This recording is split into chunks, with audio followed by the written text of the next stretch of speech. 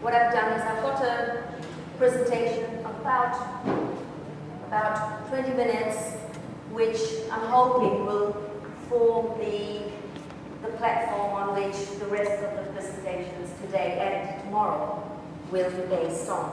So essentially I'll give a brief overview of flexible and distance learning at USB, followed by what we see as a way forward after 40 years of delivering VFL. USB, as we all know, and for the benefit of those who recently joined us, was set up in 1968, and given that it is owned by 12 member countries, which are scattered in a very dispersed way, the need for us to deliver in those distant countries meant that USB had to very quickly invest in distance flexible delivery, because that was really the only way in which we could reach our students. And so in 1971, we moved into flexible distance delivery. For close to 40 years now, we have portions of a number of our programs that are offered in flexible distance mode. Education has a few complete programs that are delivered in DFL mode as well. Predominantly what we've done is we've made our distance delivery in the form of print, and more recently the print material is being supplemented with more online as well as face-to-face support. Of course, we run a number of flexi schools which are very effective, and we run winter as well as summer schools. So, looking on 40 years, let's just have a very quick look at how we're doing with our distance and flexible delivery. Well, what we've done is we're preparing first year, second year, third year courses by faculty, those that are offered by DFL and those that are offered by face-to-face, to give some examples or some illustrations of how they're not particularly complicated. Okay, this is FAL, the same story with FPE, and the same story with FSTE. So, obviously, we're not doing as well as we ought to be doing. The question we ask ourselves is, are we giving our students value for money in this form? And I think you will all agree with me that we obviously are not, and therefore we need to rethink our distance flexible delivery. There needs to be, you will agree with me, there needs to be a major pedagogical shift in how we deliver our distance or our flexible programs.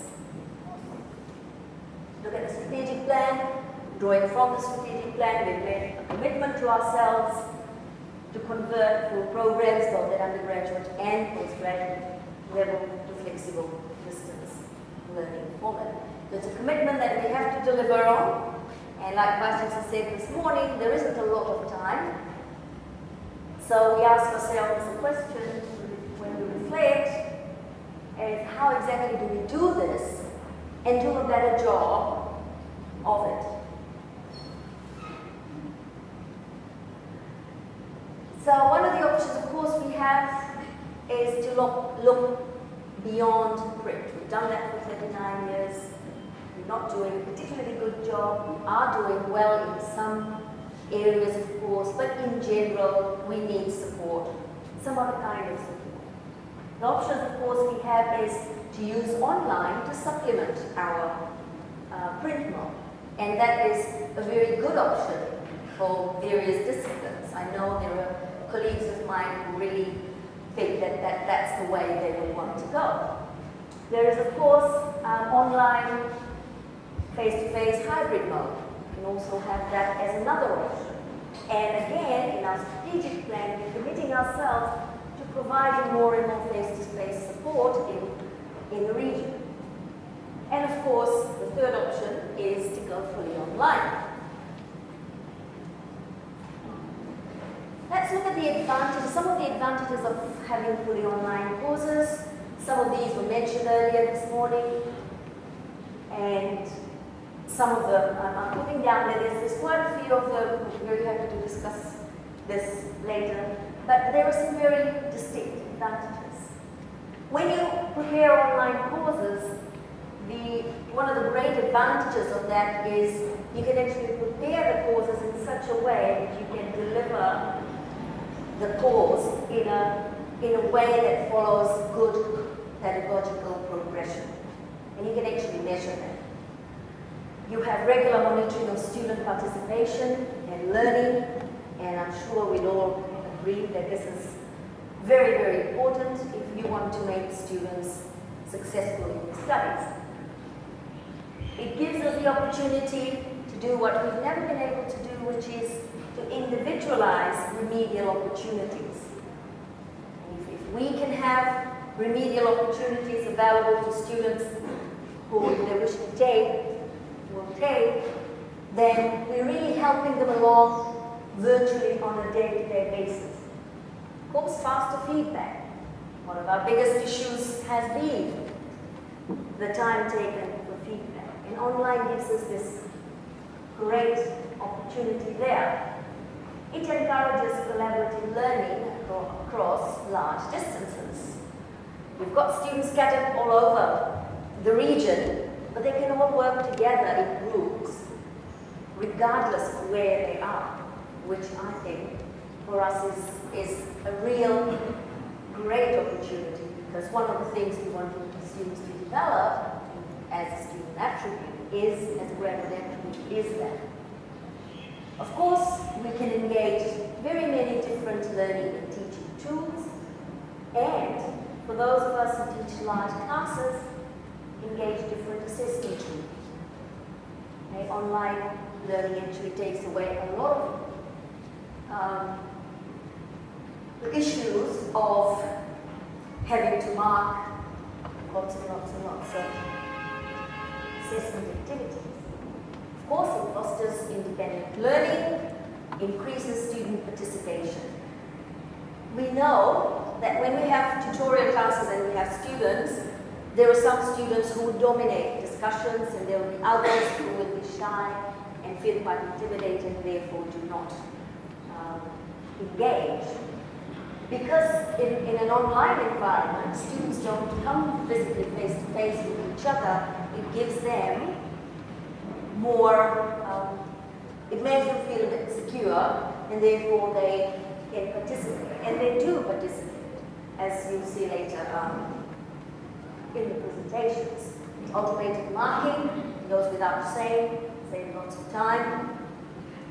And very important both for the teachers as well as for the students, learning and teaching is not restricted by time or location.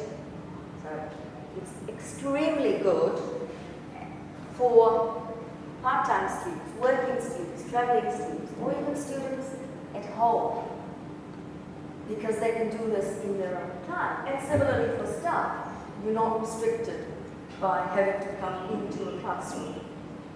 Another opportunity that the second one opens for us is we can employ anybody, anywhere in the world really, to run these courses for us.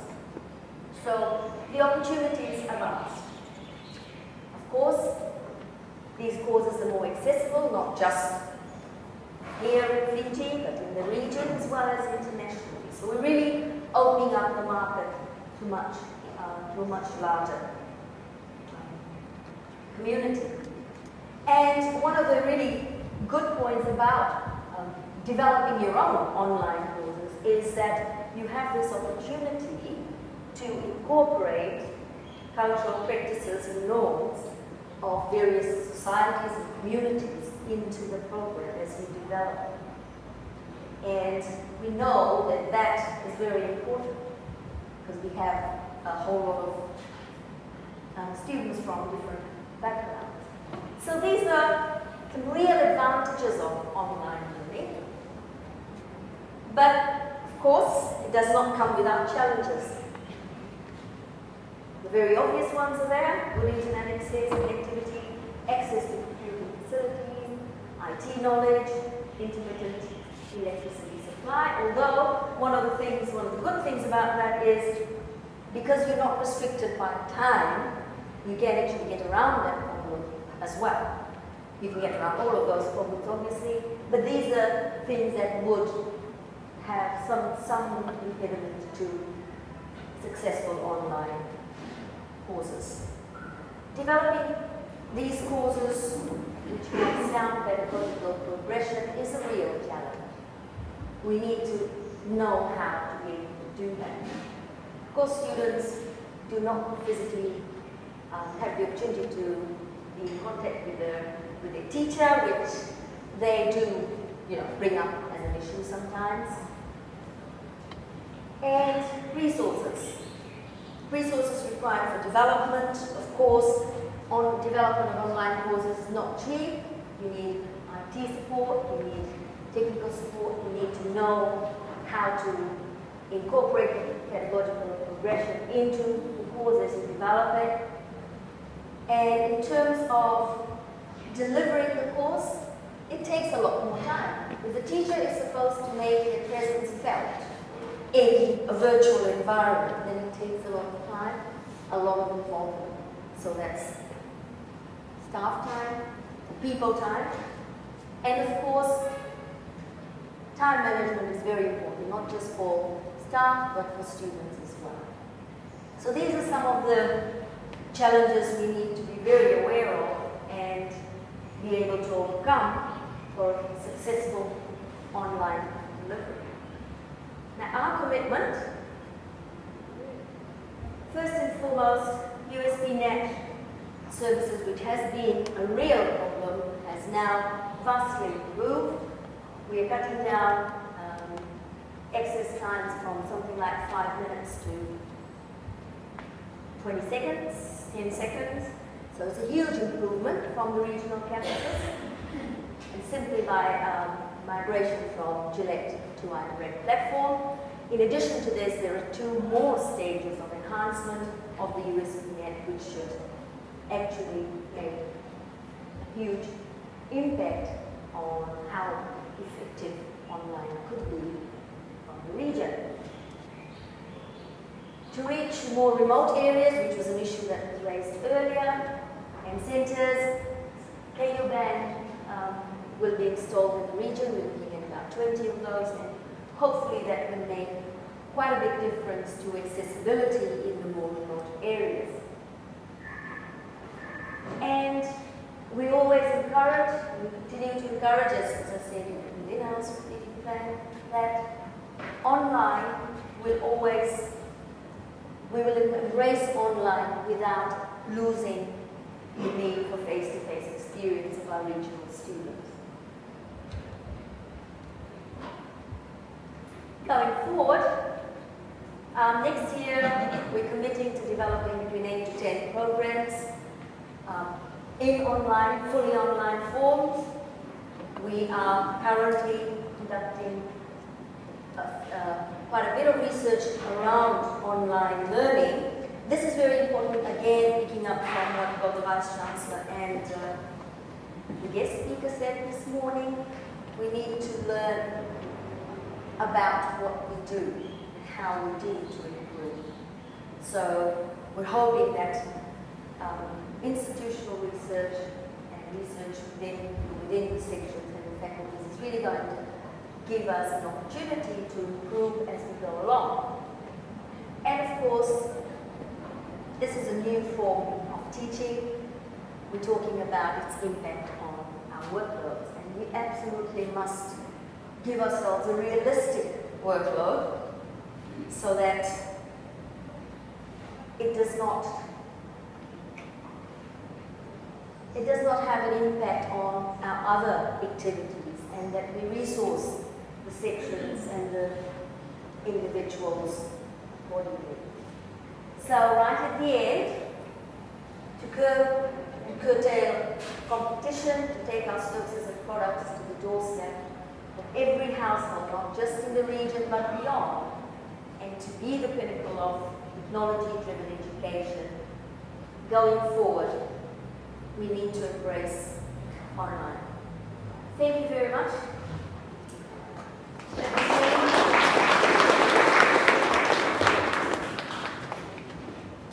I'll take any question very quickly. A couple of questions before we move on. No questions? Sam?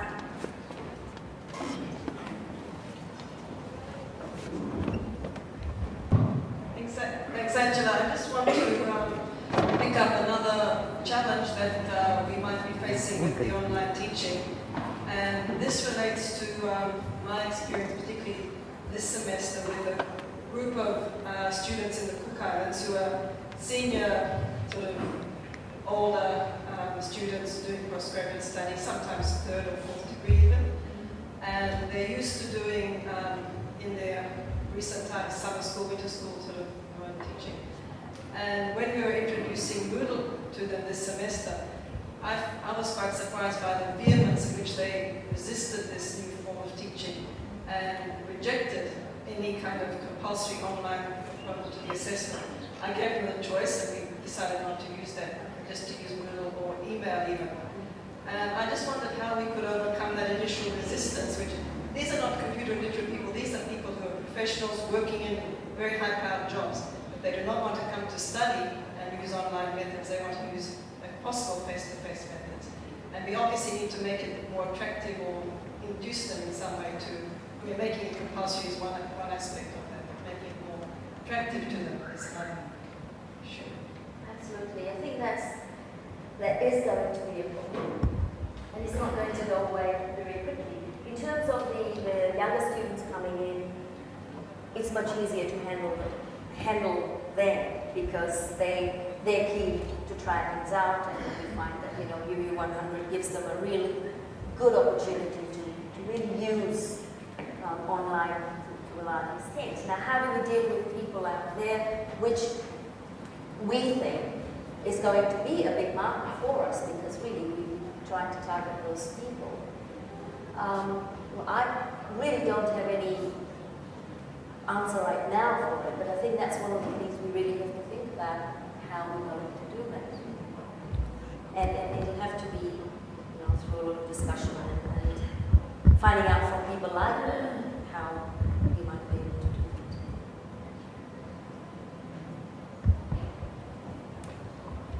that.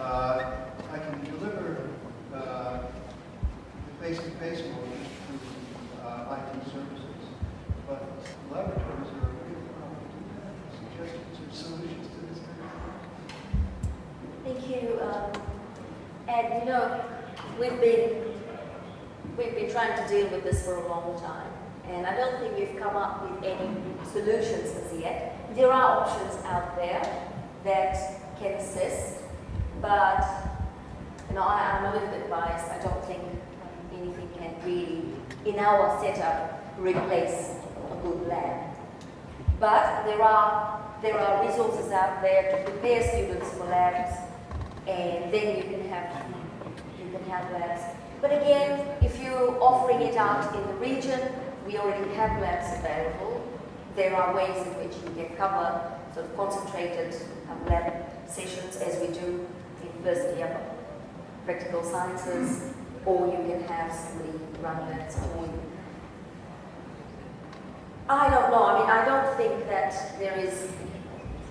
it's going to work as well for every discipline at this point. We just have to develop the best we can around the issues we have. But there are very good pre-lab activities that actually prepare students for good laboratories during the course of the studies.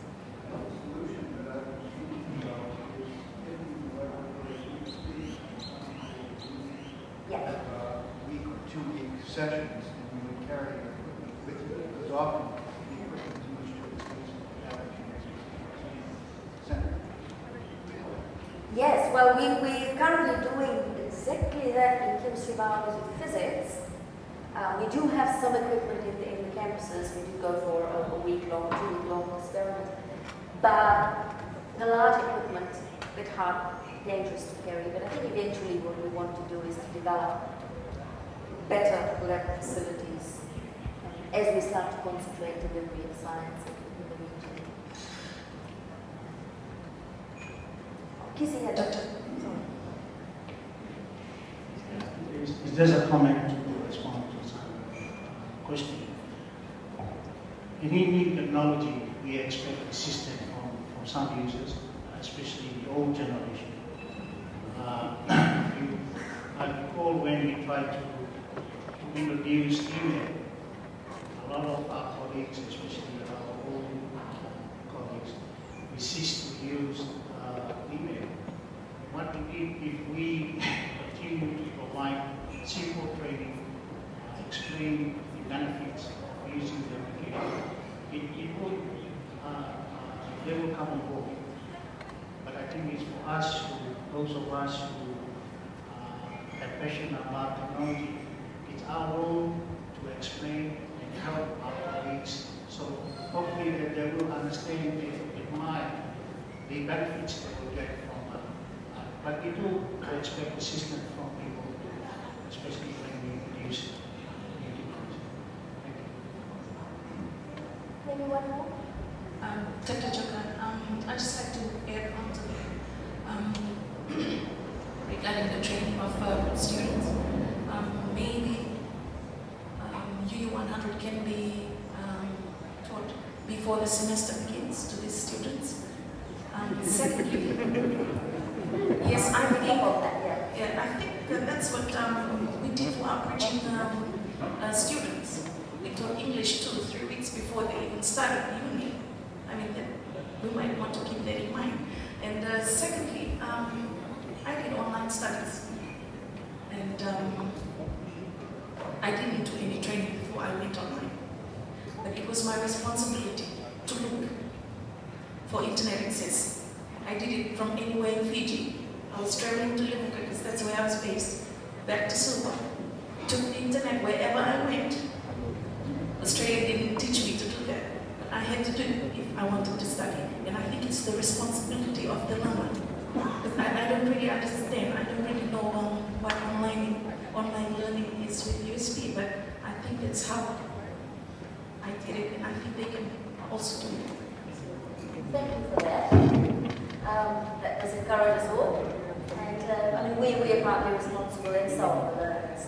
Yeah, we're getting feedback from UU100 that students are actually saying that they would have benefited a lot had they done it in the first semester, or had they done it before they actually started, because it does teach them skills that they see is so important, even in their first year courses. We will be running some flexi schools over the break, hopefully for students who come into the system and be accepted. So if they want to take